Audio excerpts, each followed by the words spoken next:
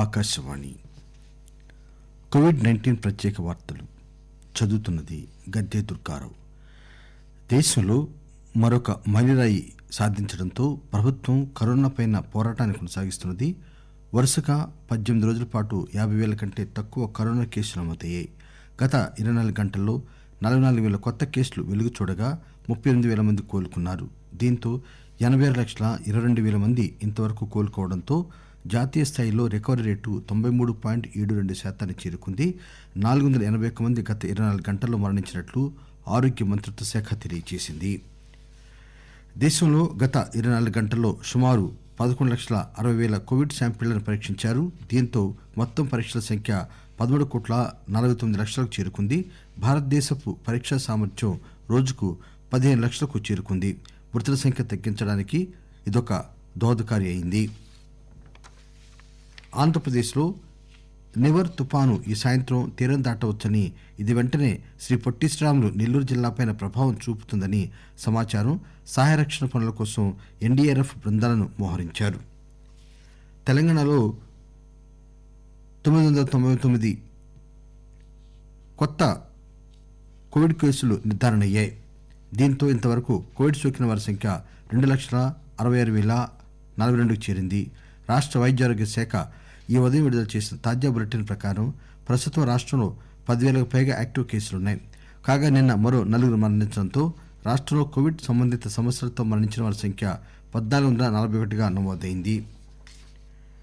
Corona పట్ల ప్రజలు ఇకపై మరింత అప్రమత్తంగా ఉండాలని, చలికాలంలో వైరస్ ఎక్కువగా వ్యాప్తి చెందే అవకాశం ఉందని వికారాబాద్ జిల్లా వైద్యాధికారి అరవింద్ కుమార్ అన్నారు. ప్రతి ఒక్కరూ మాస్క్, సామాజిక దూరం, తరచుగా చేతులను శుభ్రం చేసుకోవడం చేయాలని సూచించారు. బంగాళాఖాతంలో ఏర్పడిన నివర్ తుపాను గంటకు 6 కిలోమీటర్ల వేగంతో వాయువ్య దిశగా కదులుతోంది.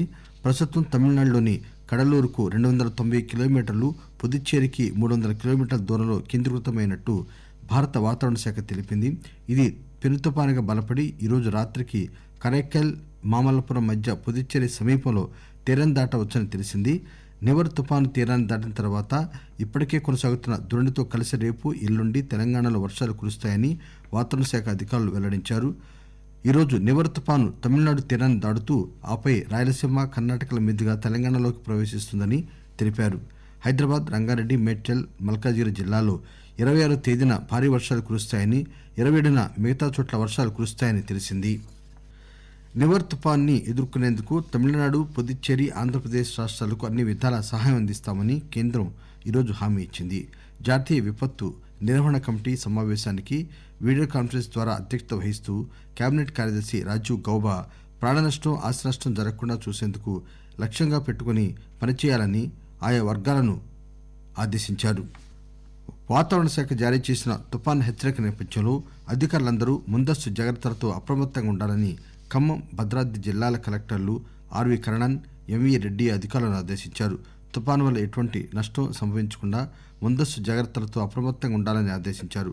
అదేవిధంగా జిల్లాలో ఏర్పాటు చేసిన కొనుగోలు కేంద్రాల్లో రైతుల యొక్క ధాన్యం తడవకుండా, వారికి ఎటువంటి నష్టం వాటిల్లకుండా టార్పాలిన్లు ఉంచుకోవడంతో పాటు కొనుగోలు కేంద్రాల్లో నిల్వ ఉన్న ధాన్యాన్ని వెంటనే మిల్లులకు తరలించాలని ఆదేశించారు. జీహెచ్ఎంసీ ఎన్నికలకు సంబంధించి ఓటర్ స్లిప్ల పంపిణీని ఈ రోజుతో పూర్తి చేయాలని ఎన్నికల సంఘం ఆదేశాలు జారీ చేసింది. జీహెచ్ఎంసీ ఎన్నికల్లో పోస్టల్ బ్యాలెట్ కోసం దరఖాస్తు, జారీ గడువులను ఎన్నికల సంఘం సవరించింది. పోలింగ్ తేదీకి 4 రోజుల ముందు వరకు పోస్టల్ బ్యాలెట్ కోసం దరఖాస్తు చేసుకునే వెసులుబాటును కల్పించింది. మరోవైపు గ్రేటర్ హైదరాబాద్లోని 30 కేంద్రాల్లో ఎన్నికల అధికారులకు శిక్షణ ప్రారంభమైంది. పీఓ, ఏపీఓలుగా ఉన్న 21,000 మంది సిబ్బందికి శిక్షణ ఇస్తున్నారు. కాగా జీహెచ్ఎంసీ ఎన్నికల నేపథ్యంలో పోలీసులు గ్రేటర్ హైదరాబాద్లో పలు చర్యలు చేపడుతున్నారు. ఆకాశవాణి కోవిడ్-19 ప్రత్యేక వార్తలు ఇంతటితో సమాప్తం.